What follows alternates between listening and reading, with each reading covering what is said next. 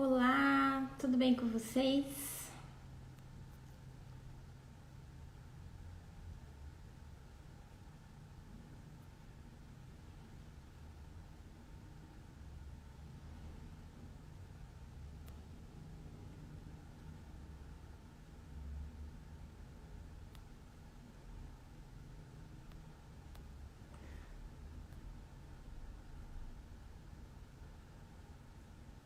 Olá, gente, tudo bem?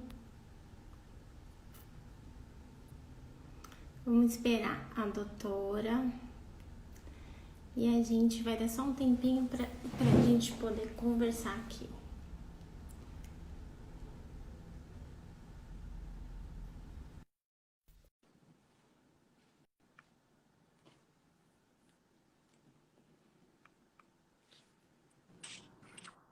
Oi, doutora Olá, Suelen. É um grande tudo bem? prazer estar com a doutora. Tudo bem? Tudo bem, graças a Deus.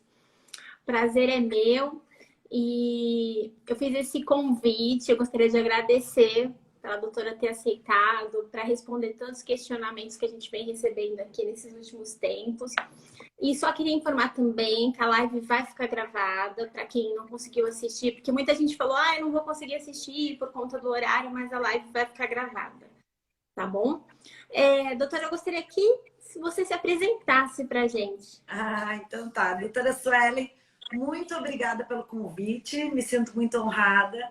Admiro muito seu trabalho, né? Aqui, a gente que produz conteúdo aqui para o Instagram, né? Um conteúdo jurídico, que é a mais novidade, né? Nesse mundo É, virtual. A gente acaba fazendo amigos, conhecendo pessoas de outros estados, né? Então, fico muito feliz. Muito obrigada. Esse debate eu acho muito legal. Bom, pessoal, para quem não me conhece, meu nome é Aline Krieger, eu sou advogada, sou contadora, mestre em Direito Tributário ali pela UERJ e adoro esse tema de reforma tributária, né? O meu canal é esse Tributário Atual. Acho que a doutora Suelen me chamou aqui também em virtude de... Eu tenho um livro que fala justamente sobre regressividade tributária, né? Então, doutora Suelen, nós vamos conversar um pouquinho com vocês sobre a reforma federal, né? Eu acho que queria desde já abrir. Quem quiser mandar perguntas, pode mandar, né? Se eventualmente não tiver aqui na live, a gente pode nos mandar inbox, a gente conversa depois, né? Vai fazendo vídeos, qualquer coisa faz uhum, mais uma. O tema é bem extenso, né, doutora Sueli? é, bastante. E causa muita insegurança, né? Muito receio de como que vai ser, o que que isso vai implicar, porque a gente já está vivendo um período bem complicado com essa pandemia, né? E a gente já sabe que as empresas pagam alto, pagam tributos demais. Isso é uma reclamação que eu recebo direto, não tem como. Você vai atender um cliente na empresa, é a primeira coisa que eles te falam. O maior Os encargos. sócio do empresário é o governo. E realmente isso às vezes até tira a empolgação do empresário, de quem quer abrir uma empresa, fica com medo também, com receio. Então, assim, as principais perguntas que eu vou transmitir aqui para a doutora, e quem quiser também fazer mais perguntas ou não entender alguma coisa, pode colocar aqui. Como a doutora falou, depois pode mandar para a gente também as perguntas que a gente vai tentar, na medida do possível, responder a todos, tá? A primeira pergunta vai entrar em vigor essa proposta que o ministro Edu Guedes, o Paulo Guedes, fez no dia 21 no Congresso, Bom, da reunião dos impostos? isso. Assim, o que para a gente responder essa pergunta, né? Saber se vai entrar ou se não vai entrar, nesse momento é mera especulação, né? Porque foi um projeto. Mas, assim, o que eu posso dar a minha opinião, né? Então, assim, o que se tem hoje em termos de em termos de reforma tributária, tá? Tinham dois projetos de emenda à Constituição que tramitavam no Congresso. Um era a PEC 45 e outra 110. Uma do deputado Baleia Rossi e outra do deputado Rauli. Uma um pouquinho mais ampla do que a outra, mas todas elas falam sobre uma tendência global que é o IVA, né, que é um imposto sobre valor agregado, né, para acabar com o PIS e a COFINS. Então, todas essas propostas, uma delas engloba também os tributos municipais e estaduais, a outra não. Porque, assim, então, o que eu acho sobre... E daí agora entrou, e é muito importante isso que nós vamos observar agora. O que foi proposto foi um projeto de lei e não um projeto de emenda à Constituição. E por que isso tem uma relevância tão grande nesse atual contexto? É mais fácil de aprovar. Então, o que é a proposta do Executivo que foi feita agora? E, a meu ver, em termos políticos, de uma forma inteligente. Em termos econômicos, já não tanto, né? Que em termos de incentivo para a economia. O que eles fizeram? Eles fatiaram a alteração legislativa, a reforma tributária, em 4 partes. Tá? Eles mesmos falaram, quem assistiu o pronunciamento do pessoal do Ministério da Economia, quando eles apresentaram essa proposta, eles mesmos dizem como isso foi fatiado. Então, eles primeiro apresentam a CBS, que é a contribuição sobre bens e serviços, né? Porque bens e serviços, para quê? Para acabar com o PIS e o COFINS. Então, o PIS e o COFINS incidem sobre os bens e sobre os serviços. Só que como a gente, para quem é do tributário, eu não sei se o teu público não são só de tributaristas, né? Então, para quem não entende muito da sistemática do PIS e da COFINS, tá? Eles são impostos que, se a pessoa está no lucro presumido, você paga 3% de COFINS e 0,65% de PIS. E se está no lucro cumulativo, ou seja, não importa quanto você comprou, quanto gastou na cadeia produtiva, esse é o imposto incidente sobre o faturamento. Se você está no lucro real, o PIS e a COFINS têm alíquotas maiores, tá? Ele é de 7 e de 3,65, incidente sobre a receita não cumulativa. O que é não cumulatividade em termos de tributação? É quando você pega o que você comprou e desconta os créditos do que você pagou e vai aplicar essas alíquotas só sobre essa diferença. Então, é importante a gente ressalvar isso. O que entra, onde entra a CBS, tá? Então, as alíquotas totais da 3,65 ou 9,65, tá? Isso é o que hoje, sobre o valor agregado. O que acontece com a CBS, tá? Que é a contribuição sobre bens e serviços. Ela vem com uma alíquota global de 12%.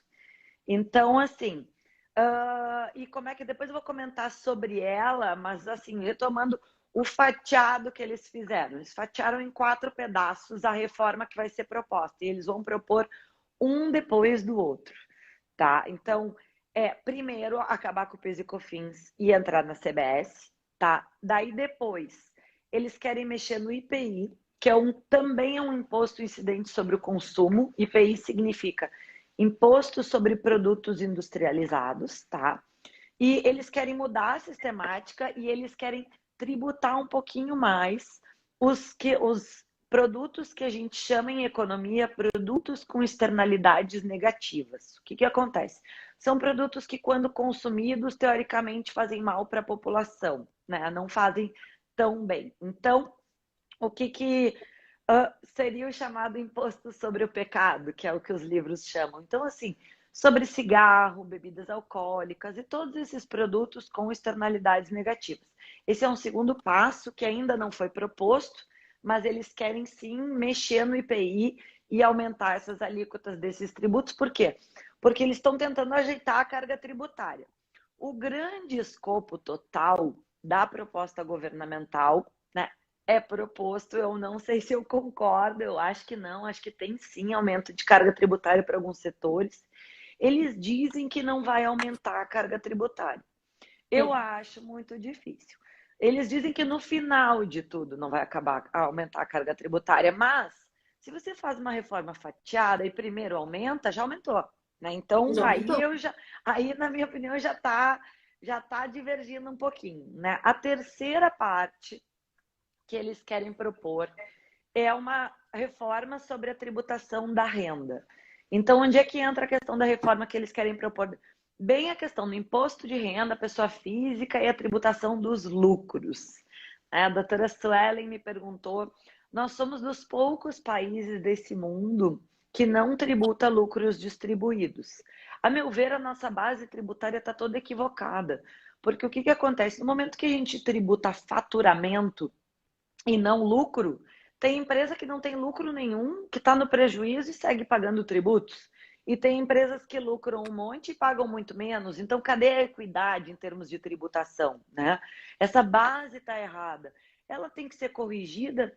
Na minha opinião, tem que ser corrigida, mas não de qualquer jeito. Se vai tributar os lucros, tem que diminuir outro tributo, né? Não é assim Exatamente. simplesmente aumentar. Então, por isso que eu sou um pouco contra fatiar. Isso foi uma opção, a meu ver, isso foi uma opção política feita, né? Porque eles acham mais fácil aprovar em pedacinho, porque a gente já teve uma série de propostas de emenda constitucional, de reforma, que nunca foram aprovadas. Ninguém nunca teve força política para conseguir aprovar tudo isso.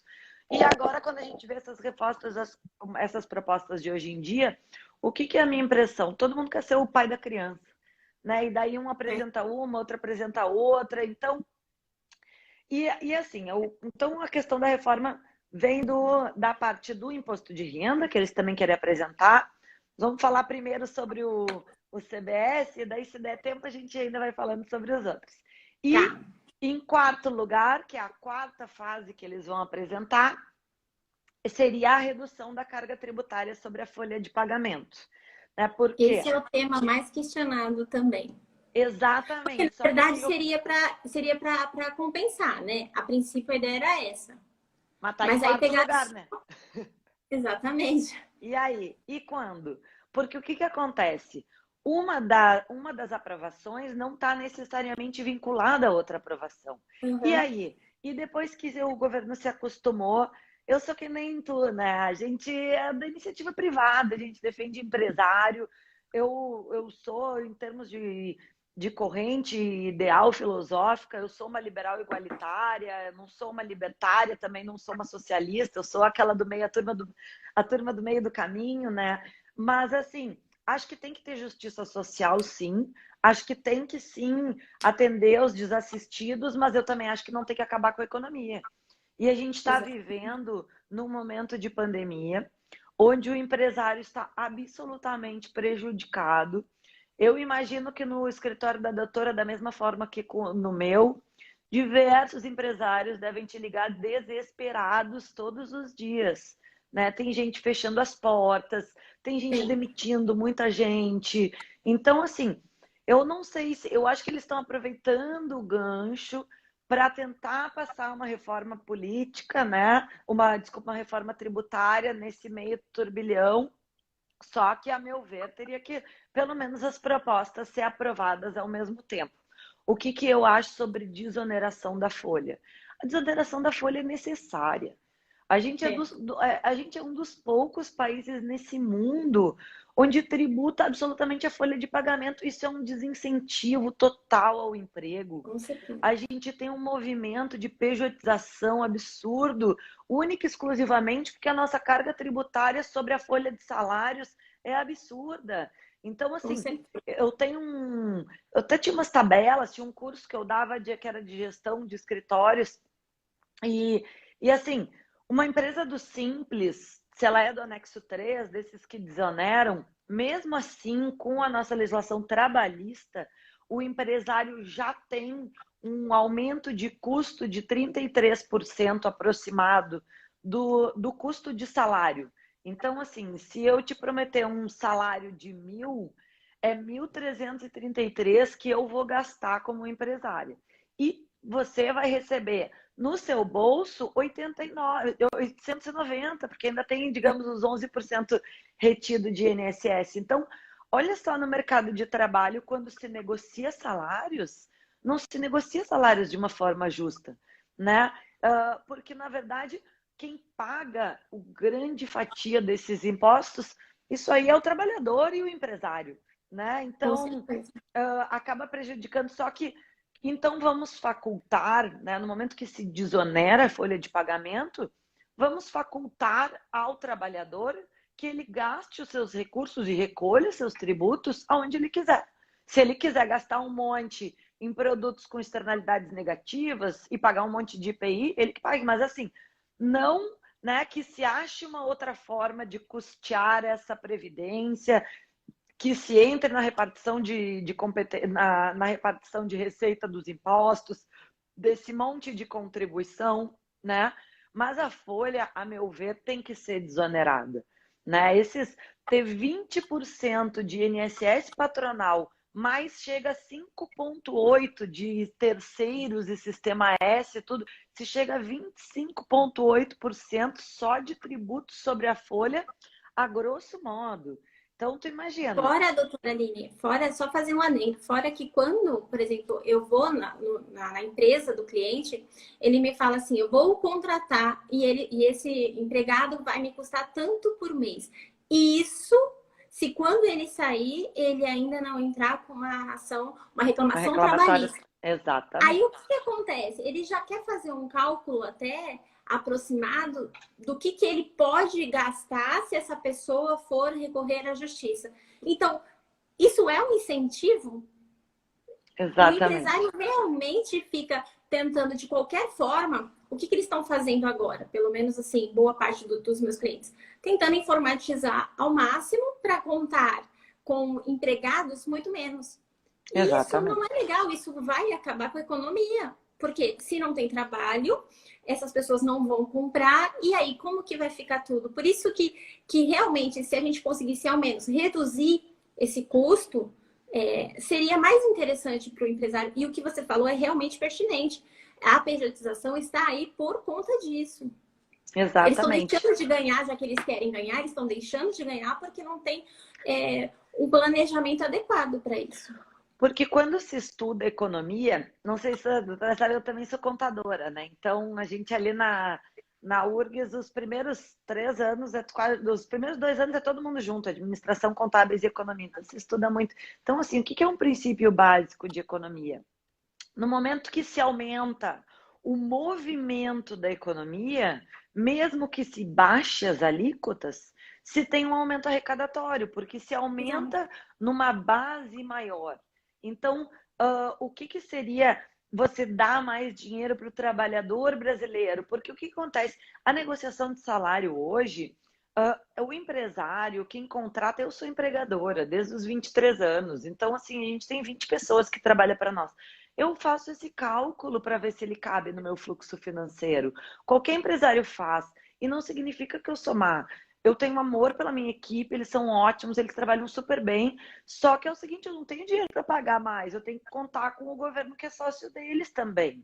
Então, essa questão da desoneração da folha de pagamento, eu acho que ela existe nessa proposta, mas eu quero ressaltar o seguinte. Eu sou totalmente a favor, eu acho um desatino a gente ter essa matriz tributária onde a base arrecadatória de muitas das nossas são contribuições incidentes sobre a folha de pagamento, pelo amor de Deus, né? Então, assim, e também sobre alíquotas altas da classe média, onde não se tem um tributo justo nesse sentido, né? Então, para explicar um pouco o que é essa linha do governo, porque eu estudei muito tributação, modelos tributários em virtude do meu mestrado ser nessa linha. Então, por que com algumas coisas eu concordo? Desoneração da folha, meu Deus, concordo totalmente, tem que desonerar a folha de pagamento até por um viés econômico, né? Então, se jogar, a meu ver, não existem verdades puras e absolutas quando se trata de economia, mas a meu ver, se vai jogar uma imensa quantidade de dinheiro no mercado, e isso vai fomentar a nossa economia no mercado local. E por que eu ressalto no mercado local e isso é tão importante? Porque quando se distribui para a classe trabalhadora, eles consomem muito no mercado brasileiro. Eles têm uma tendência menor a ir para o exterior e consumir no exterior. Então, o consumo é o consumo do mercado aqui. Com a pandemia, se tem muito incentivo do consumo regional, dos mercados locais. Então, isso é uma maneira de o dinheiro ficar dentro do país e circulando aqui, gerando tributos. Então, desoneração da folha, sim, eu concordo. Esse é o viés liberal do governo. né? Tem a Vanessa Canado, que trabalha no Ministério da Economia, ela é uma tributarista muito lúcida, muito inteligente, então, assim, eu já ouvi ela algumas vezes, né, em termos da minha área mesmo, que é tributação, então, eles têm esses modelos. Onde é que está o problema de tudo isso? Por que que não foi apresentado? Porque eles não sabem ainda de onde eles vão tirar dinheiro para compensar deixar essa receita. Daí agora tem o imposto sobre operações financeiras, que estão comparando com o CPMF, né? Então, que talvez não deixe de ser o CPMF, né? Reinventada, né? Daí ainda eu já ouvi lives de pessoas dizendo, as pessoas vão voltar a trabalhar com dinheiro. Talvez, mas assim, sonegação sempre existiu e sempre vai existir. Compete ao governo melhorar suas formas de fiscalização. Aí também já não basta terem passado todo o ônus fiscal de apuração de tributo para o contribuinte, que 90% dos nossos tributos são tributos sujeitos a lançamento por homologação. O que isso significa? O contribuinte vai lá, declara para o governo, apura, entrega tudo direitinho, emite a guia, paga e o governo tem 5 anos para dizer se está certo ou não. Então, né, o ônus tributário foi todo para o contribuinte já, né? Não tem como... Aqui entrou um recadinho. Então, não tem como a gente fazer de uma forma diferente. Onde também eles estão procurando essa equalização. Eu vou pedir só desculpa que eu acho que eu não estou...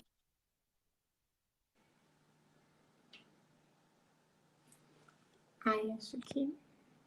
Oiê, acho que travou da doutora Nini.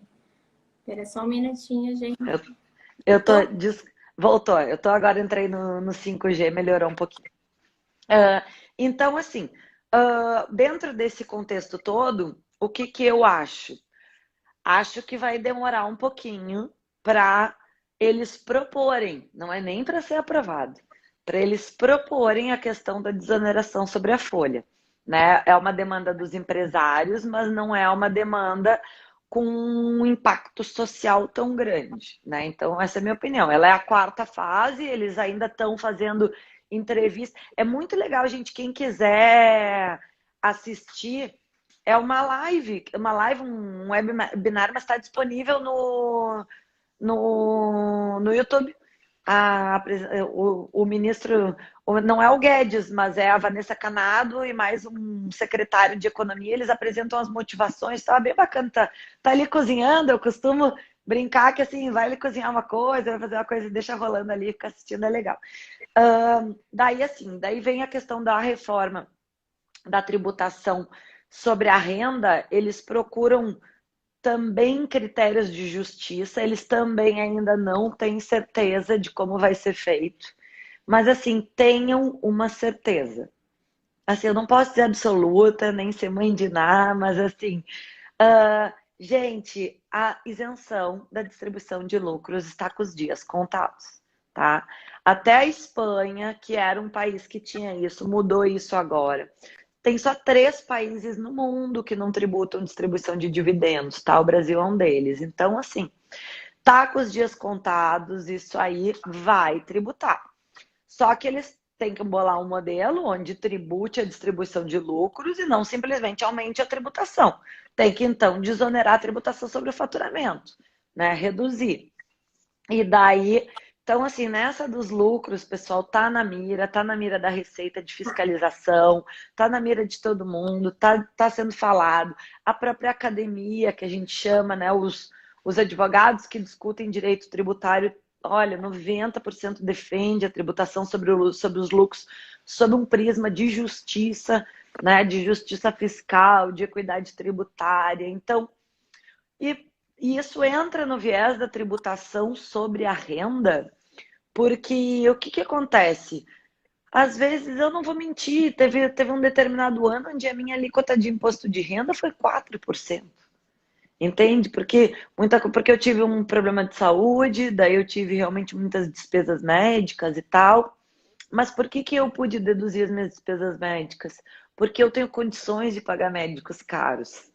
Então, e isso tá justo, né? Tô dando. Às vezes a gente, quando fala em ideologia, a gente dá tiro no próprio pé, né? Mas realmente, até que ponto eu tive que fazer 3 operações, com médicos caros, porque eu estava com medo, e eu pude despender uma quantia considerável nesses médicos, e por isso eu paguei muito pouco imposto de renda. Mas e até que ponto está justo? Eu pude gastar tudo isso com a minha saúde, e aí outras pessoas pagaram 27,5. E se quisessem gastar tudo isso com a saúde delas, talvez elas não teriam. Então, essa é a justificativa. Eu estou dando a justificativa acadêmica que os livros ensinam de por que não poder deduzir tanto educação e despesa médica, né? Então, existe até entrou-se na justiça uns anos atrás, a OAB entrou para pedir para aumentar as deduções com educação, e eles não ganharam também justamente por isso. Então, qual é a justificativa em termos de economia e coisas de justiça fiscal quando não se permite deduções de imposto de renda? E essa é a proposta do governo. É essa, né? Que se, mas é minha saúde, mas tu só tá gastando com a tua saúde porque tu ganha bem. Se ganhasse mal, tu ia cair no SUS, que nem toda a população brasileira que não tem direito de deduzir. Então, esse é o viés argumentativo, né? E eu confesso que quando eu comecei o mestrado eu achava injusto, e hoje eu não acho mais, né? Porque realmente, né? Eu não acho justo eu pagar 4% de imposto de renda. E paguei, né? Porque eu também não vou pagar mais, né? Então, assim, diga. Mas assim, de outro lado, alguém pode questionar, assim, e eu sei que os meus clientes iriam questionar. Ué, não era mais fácil eles arrumarem o SUS para que as pessoas tivessem o mesmo tipo de atendimento e ser igual à cobrança da mesma forma? E, então, assim, você percebe que, dependendo do ângulo que você olha, você vai encontrar Claro. dificuldade de entender e de aceitar. E outro ponto também que me preocupa é o seguinte: então, quer dizer, vai aumentar, vai taxar lá os dividendos, mas também agora vai ter essa nova CPMF aí, vamos dizer assim, que a gente não sabe nem que nome que ela vai ter ainda, né? Se tiver, que eu acho que ela vai ter, o que vai prejudicar também. Então, a gente só vai ter mais ônus. E aí? Por isso que para haver essa aprovação, a meu ver, ela não pode ser isolada. Tem que necessariamente haver também a desoneração da folha. Porque o que acontece? Não se pode simplesmente jogar a conta toda da pandemia, da reforma previdenciária, da coisa toda, no empresariado. E o que acontece? No empresariado não é porque e na classe média, que é quem paga tributos, entende? Então, assim, não se pode simplesmente jogar a conta, porque tem que entender que quem está sustentando o país é o empresariado e a classe trabalhadora. Somos nós todos que pagamos os impostos. Sem impostos não tem base arrecadatória. Sem base arrecadatória não tem governo. Então não adianta agora, não é o momento, a meu ver, de sapatear em cima da classe média e do empresariado.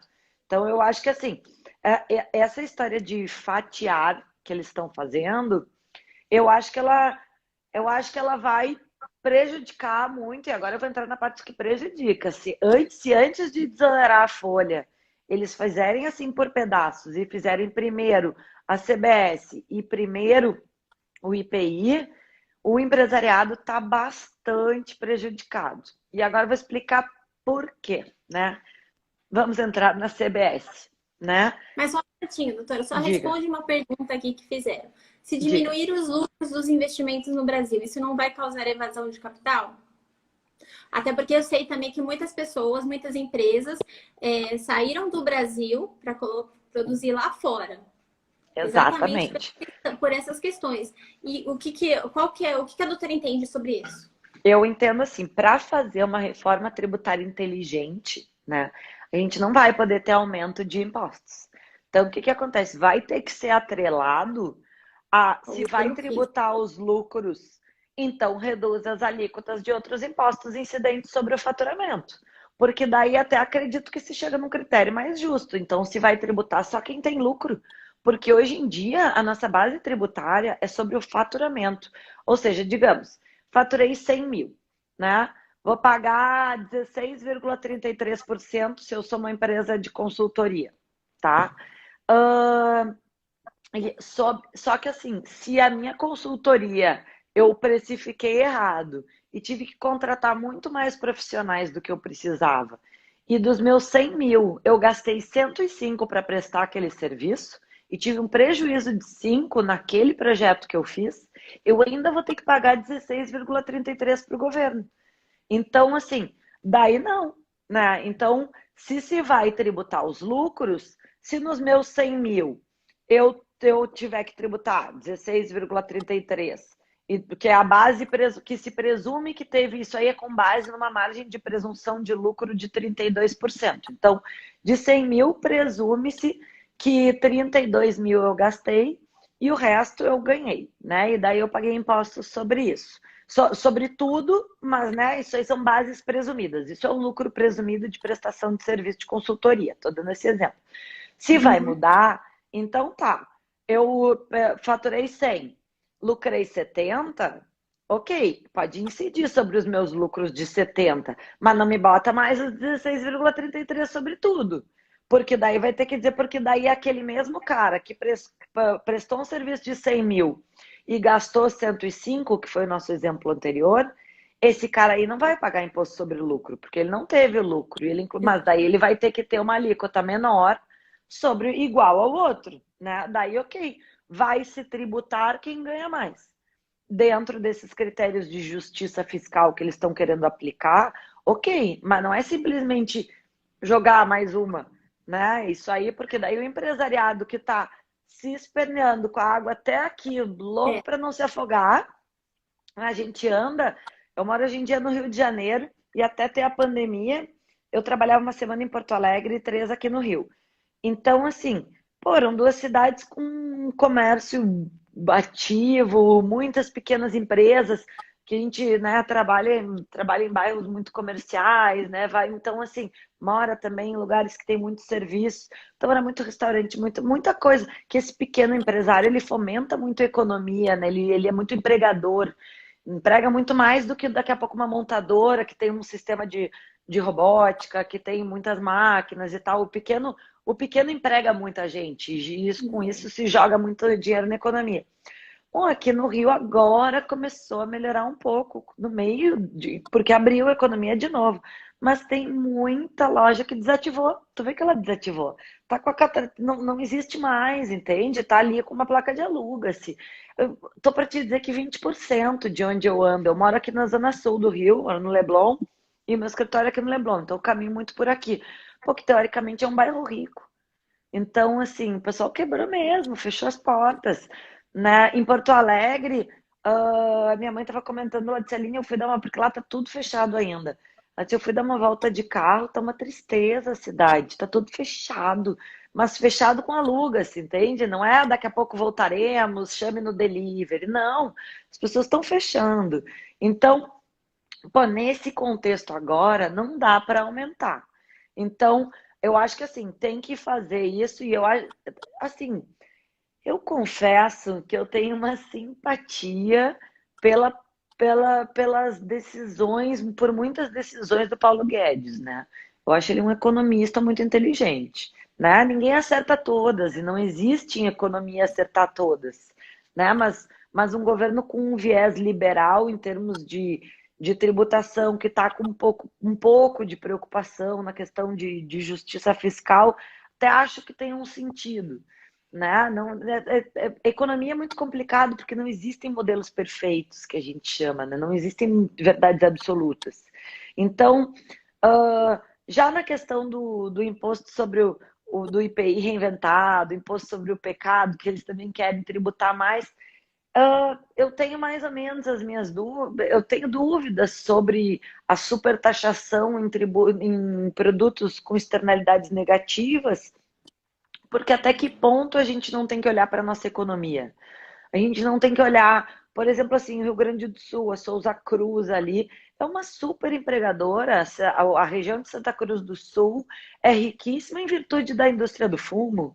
Então, independente, vai super tributar. Quando se chega na Europa, por exemplo, um maço de cigarro é 15 euros, 10 euros.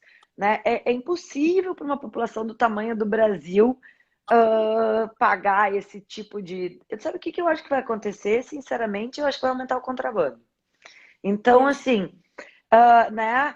Por quê? Porque a gente tem uma base diferente dos países europeus. Então, tem que ter muito cuidado. O nome disso, em termos de tributação, é transplantes tributários. Tem alguns artigos que falam sobre isso. Então, assim, a gente não pode simplesmente implantar um modelo de um país de terceiro mundo que tem uma outra renda para nós, né? Então, acho que a gente tem que cuidar muito isso, né? Porque até que ponto tu acha que vai aumentar a arrecadação e não vai aumentar a criminalidade? Então, assim, em termos econômicos, quando se trata de supertaxação, é muito tênue esse limite. Existem muitos artigos falando disso, a gente já tem um problema muito grande do contrabando de cigarros e tal. Então, quando se pensa em modelos, apesar de não existirem modelos perfeitos, eu acho que a gente tem que cuidar, porque daqui a pouco, e aumentando isso, quem a gente prejudica? A gente prejudica uma indústria que paga muitos impostos, que é a indústria da bebida alcoólica, é a indústria do cigarro, é a indústria do cosmético, né? Até o alto luxo, ok, entendeu? O alto luxo é muito específico, né? Mas assim, ó, a indústria de cosméticos, a brasileira, se eu não me engano, eu posso estar errada, mas eu participei de um seminário sobre direito e moda, sobre fashion law, eu falei de tributação da indústria da moda. E, consequentemente, eu assisti uma das advogadas que falava sobre a tributação de cosméticos, sobre a indústria de cosméticos, né? E daí ela falou, se eu não me engano, ela disse que a brasileira é a segunda mulher do mundo que mais consome cosméticos, né? Então, Nossa. a gente tem uma população vaidosa que consome muito cosméticos. Tá aí Natura para mostrar, nossa indústria de cosméticos nacional é muito forte, né? Então, até que ponto aumentar muito e fazer os chamados impostos sobre o pecado não se vai prejudicar de forma absoluta uma indústria nacional que é fortíssima, que é exportadora, que arrecada. Então, assim, eu sou sempre é muito forte de dizer, mas assim, eu tendo a ter uma tendência contrária a uma supertaxação de qualquer produto que seja. Porque eu acho que a gente tende a ou perder as indústrias, né, para outros países do lado que ofereçam uma carga tributária maior ou menor, e é muito fácil mudar um parque fabril hoje em dia, né? E aí nós vamos ser importadores, e a nossa indústria nacional ela já é muito sucateada, né? A gente vive muito da exportação. Aí em São Paulo é melhor um pouco, mas tem em São Paulo um pouco, Santa Catarina um pouco. Se vai para o norte, para o nordeste, a indústria é fraquíssima, né? Então, a Zona Franca de Manaus, ela consegue melhorar um pouco por causa dos incentivos, né? Então, até que acho que tem que ter muito cuidado, né? Não teve a proposta ainda, mas existe essa intenção de ter esses tributos focados em quem tem externalidades negativas. Eu acho que isso vem muito debate e eu acho que entra naquela berlinda do que é um imposto confiscatório e o que não é, né? De caráter confiscatório, a Constituição veda tributos de caráter confiscatório. Então, até que ponto o que é confiscatório e o que não é? Na minha opinião, passou de 50% é confiscatório, entende? Então, até que ponto? E daí se vai. E muito dessa reforma que está sendo apresentada, eles motivam também ela na simplificação. Nós temos a necessidade da simplificação tributária. Se você está simplificando os tributos, cuidado para não ter mais uma chuva de demandas judiciais, né? Mais uma vez, né? Uma chuva de demandas. 80%, eu li uma reportagem do Supremo em números, que 80% das demandas tributárias envolvem PIS e COFINS, se eu não me engano. Tô falando esses números, eu não anotei, mas se eu não me engano é isso. Então, assim, por quê? Porque ele é um tributo super complexo. Ah, isso acredita, mas isso não acredita. Ah, eu posso acreditar toda a minha luz? Não. A luz que for usada na produção acredita. A luz na parte administrativa não acredita. Gente, daí tem sistemas contábeis super complexos. Qualquer empresa... Saiu um estudo de que uma empresa brasileira demora 1.500 horas por ano para conseguir pagar seus impostos. Então, assim, estudos tributários falam, isso é custo morto de tributo, né? Então, são os custos de compliance. não tá aparecendo para mim em perguntinhas. Eu não sei se o pessoal não Não, tá ó, fazendo. deixa eu já te fazer um comentário aqui, né? Primeiro, aqui o Edmar, ele pergunta se essa reforma ainda não vai ter que ser conversada entre os governos estaduais e municipais. E outra, tem Deixa eu outro responder uma comentário. por uma, então. Peraí, vamos lá. Tá, Do Edmar. Edmar, assim, governos estaduais e municipais, tá? O nosso modelo constitucional é um modelo que é um modelo federalista. O que significa isso? A gente tem três esferas, que é a União, estados e municípios. Muito das propostas de emenda constitucional que não foram aprovadas são justamente em virtude de se ter uma questão de federalismo. Uma das propostas do IBS, que é dessas propostas de emenda constitucional, que é o Imposto sobre Bens e Serviços, é justamente ter uma arrecadação total sobre todos os bens e serviços para ir para a União e a União distribuiria. O que acontece? Dentro desse modelo federativo estabelecido na Constituição Federal, ficariam os estados e municípios. Eu achei excelente esse exemplo. Quem disse, até anotei aqui, foi um professor, Leonardo Andrade da Costa. Ele falou ontem no webinar da FGV do Rio aqui. Vão ficar estados e municípios com pirizinhos assim, embaixo da União, implorando pela receita. Por quê? Porque eles vão arrecadar e tem que repassar.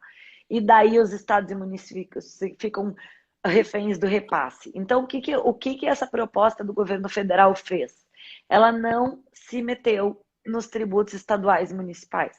Então, tem que ter, para uma reforma ampla, geral e restrita, ouvir os estados e municípios, sim. Mas o que a CBS é espertamente? Ela é uma contribuição. Qual é a diferença entre impostos e contribuição e contribuições em termos de tributação? A contribuição não tem que repartir receita com o estado e município, enquanto os impostos sim. Por isso eles nomearam contribuição. Isso aí, a contribuição, ela é só do governo federal. Ela não distribui. Se vai mexer em imposto de renda, quando se trata de repartição constitucional de competências, na Constituição, quando se tem impostos, a arrecadação é dividida, tem um percentualzinho que vai para os municípios, um percentualzinho que vai para os estados. Quando se trata de contribuição, não. Então, nessa reforma aqui que eles estão falando das contribuições aqui com a CBS, que é contribuição sobre bens e serviços, diferente das PECs, que falam sobre imposto sobre bens e serviços. Em termos políticos, foi muito esperto, porque daí eles não se metem na questão do federalismo, não tem as brigas dos estados, então fica mais aprovável, né? Projeto de lei precisa de um quórum legislativo menor. Achei esperto. E agora, esperto sim, para os empresários, meu Deus, né? Daí a gente já vê qual é a outra pergunta, Suelen. A outra é um comentário que fala assim: nosso parceiro em Santa Catarina montou um parque fabril têxtil no Paraguai e já reduziu cerca de 2.800 empregos aqui no Brasil. Entende? É o que a gente estava comentando. E agora tu imagina o seguinte: se é Santa Catarina, não sei qual é a área do Parque Fabril, mas eu imagino que seja indústria têxtil, né? Que é muito forte em Santa Catarina. E outra, por que ela é muito forte em Santa Catarina? Ela é muito forte em Santa Catarina porque o CMS deles lá é 12. E não é 18, não é 25, entende? Então, por quê? É forte lá porque tem benefício fiscal. E em virtude disso, o interior de Santa Catarina é muito rico. E o que acontece? Usando ainda o exemplo de Santa Catarina. Por isso que eu digo, tem que cuidar, desculpa, tem que cuidar muito a questão dos benefícios fiscais. Florianópolis, eu sempre fui muito para Florianópolis, a minha melhor amiga de infância mora em Florianópolis há quase 20, né, desde, sei lá, uns 15 anos, então sempre fui muito para lá, eu tenho casa ali na Praia do Rosa, que é Santa Catarina também, então eu frequento muito. O que acontece? Florianópolis, há 10 anos atrás, Florianópolis era uma cidade muito pouco desenvolvida. Ou se vivia do turismo, ou se vivia do entretenimento, né? Tinham poucos empregos, né? Pouca indústria. Veio um incentivo da Prefeitura de Florianópolis, objetivando trazer as empresas de tecnologia e startups para lá, com base em benefício fiscal. A primeira aí foi o peixe urbano. O que aconteceu? Floripa está explodindo. Assim, se tu vai no Campeche hoje, que era uma praia que não tinha quase nada de construção, só tem prédios lindíssimos. Com isso, assim, tá todo mundo com mais emprego, a cidade está com mais dinheiro, movimentou a economia absurdamente, movimentou a construção civil. Então, o efeito em cascata, tem diversas empresas que já foram para lá, estão tentando virar um Vale do Silício. Então, olha como eu estou falando ali, entrando na questão do IPI, como isso tem sentido. Então, até que ponto a gente fazer... Porque, mais uma vez, eu repito, modelos econômicos não são perfeitos. Não existe uma fórmula mágica, né?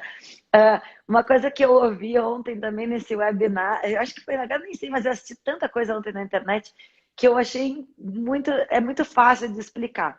Sabe quando a seleção brasileira é escalada? Quando a seleção brasileira é escalada, cada um tem a sua seleção perfeita.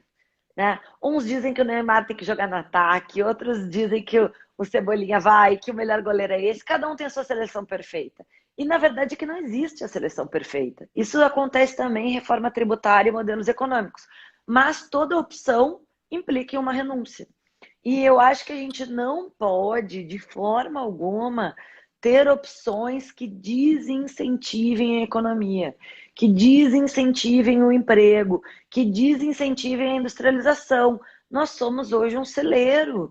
Então, assim, o Brasil é um grande exportador de grãos, gente, mas a China está milionária porque ela exporta tecnologia que os outros ensinaram elas a fazer. Então, assim, nós temos que virar essa chave. Por quê? Porque só com grãos não se agrega um valor de uma maneira a ponto de aumentar a base arrecadatória. Então, acho que tem que cuidar muito, cuidado nessa reforma tributária, porque a gente não pode perder indústrias para o Paraguai.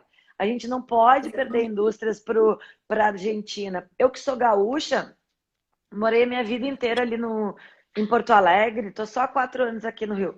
Para a gente ia fazer compras no Chuí.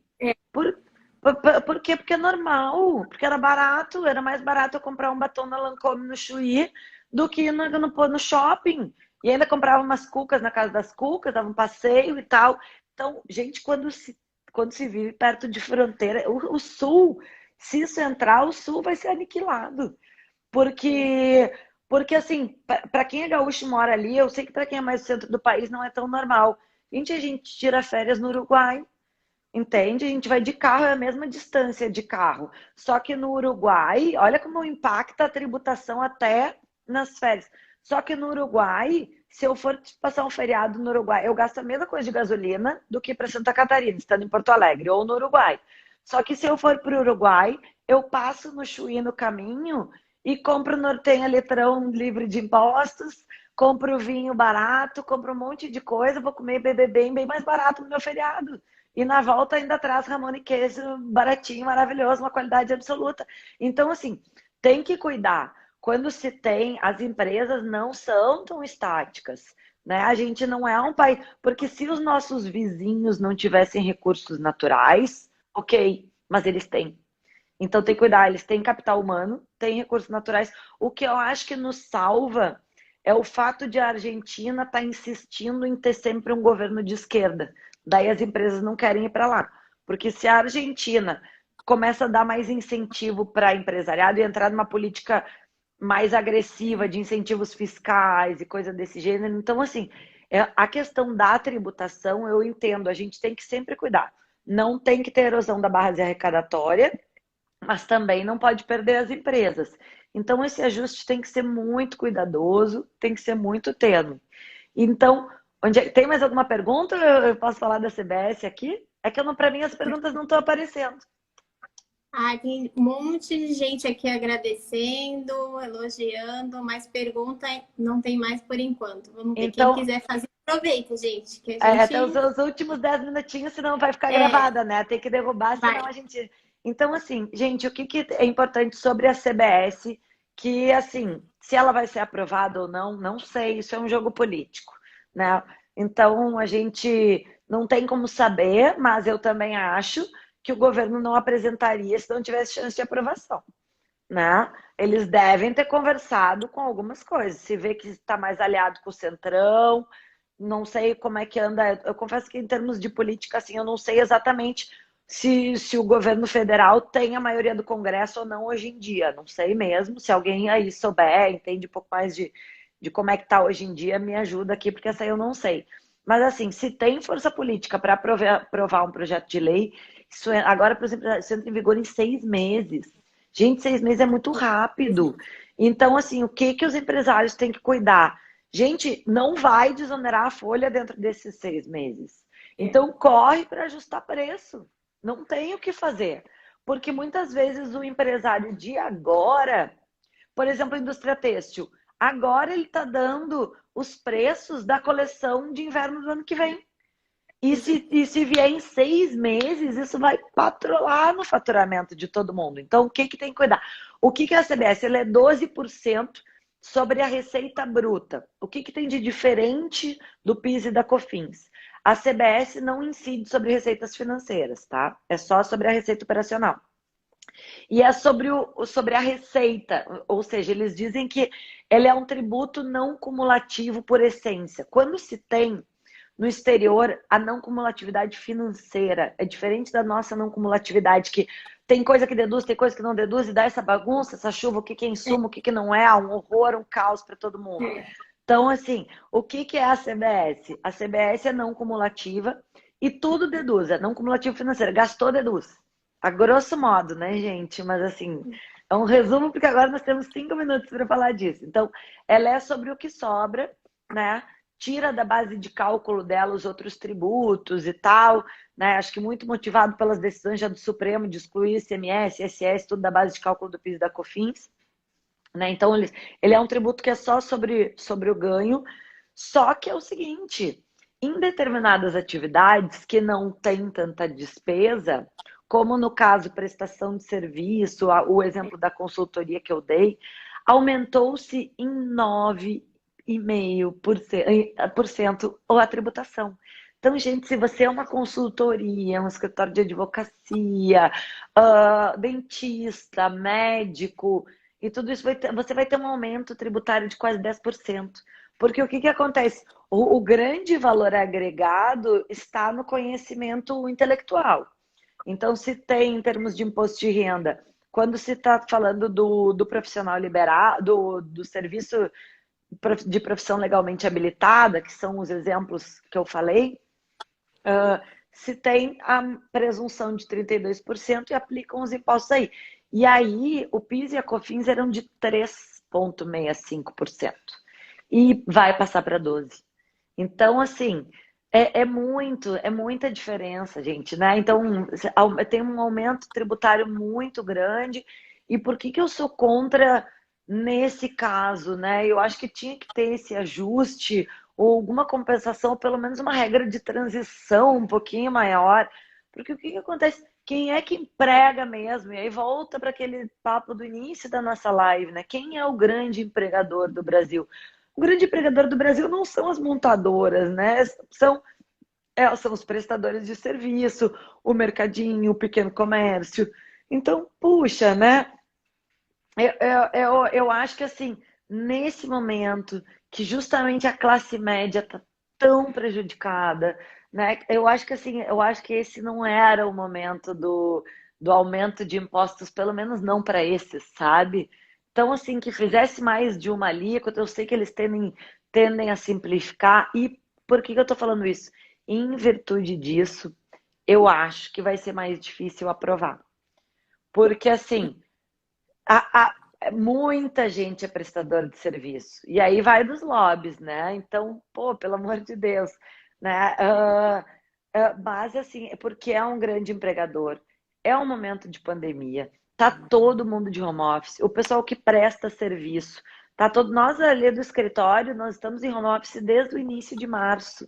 Só a nossa secretária que fica na sede, fica uma secretária na sede de Porto Alegre, uma secretária na sede do Rio. A gente faz as tripas do coração para não diminuir 25%, não demitir, não fazer nada desse gênero. Tá todos os empresários assim, né? Tá todo mundo aprendendo a migrar para o online, né? Que tá muita gente vindo aqui, é uma experiência nova, a gente tá com coisas novas, então puxa vida, sabe? O empresário que é grande empregador, agora tributar ele a mais, né? Ninguém estava esperando que viesse uma CBS agora. Foi uma surpresa para todo mundo. Só que é o seguinte, cuidado. Quem tem consultoria, comece a analisar o que é os seus créditos de fato. Esse é o momento de se ver qual que é o impacto de fato na sua produção, porque pode ser que passe. E se passar, você não pode, como empresário, deixar a coisa vir e depois reclamar. Não, tem que estar preparado antes. Existe um fluxo financeiro. Contrate um tributarista, a doutora Aline Krieger Tarragó, doutora Suelen Colombo, né? Contrate um advogado. Agora é o momento de fazer uma análise de risco, que ficar acompanhando, ver qual é o impacto na produção. Cuidem com propostas para daqui a 6 meses.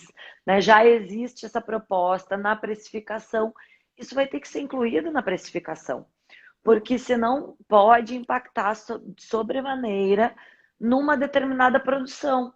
E daí a indústria nacional não tem fôlego para ter 6 meses de prejuízo.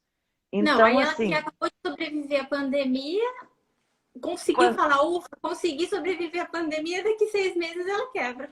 exatamente. Não adianta. Então, eu acho que, bom, doutora Suelen, né? Senão o Instagram vai nos derrubar. Vai Mas derrubar assim, daqui a pouco. então, essas são. Isso aí dá tema para muita live. A gente pode, se o pessoal tiver interesse, a gente pode um outro dia conversar de novo.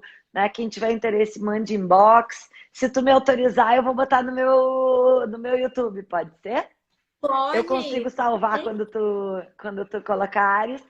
E assim, foi um grande prazer falar com a doutora, né? Admiro muito seu trabalho, agradeço muito, imensamente pelo convite, agradeço quem está assistindo. Eu espero que a gente possa ter ajudado um pouquinho o empresariado que está tão prejudicado nesse momento, né? Então, eu acho que essas são as minhas impressões iniciais. À medida que a coisa vai evoluindo, elas mudam, às vezes sim, às vezes não. Vamos ver o que o governo propõe, né? E a gente vai ter muito o que conversar aí no decorrer, né? Porque conforme as mudanças forem realmente acontecendo, a gente pode voltar a falar. Tem muita gente agradecendo, já pedindo outra live. Falaram que foi uma aula que a doutora deu aqui pra gente. Ai, que legal. E Pessoal, sigam o Tributário Atual no YouTube também, que lá tem umas aulinhas.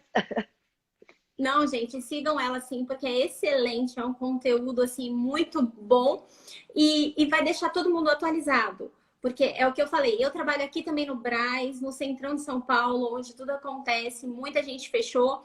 E quem tá aberto, cuida para que não venha fechar daqui 6 meses. Exatamente. Né? Então, para isso, é por isso que nós estamos aqui produzindo conteúdo para ajudar vocês. Então, se quiserem mandar sugestão, enfim, dúvidas, pode colocar tanto no meu como da doutora. Eu agradeço demais, eu aprendi muito hoje também. E a gente já pode depois programar a próxima, tá bom? Combinado. Grande beijo, muito obrigada. Bom trabalho para todo mundo. Tchau, gente. Tchau. Tchau.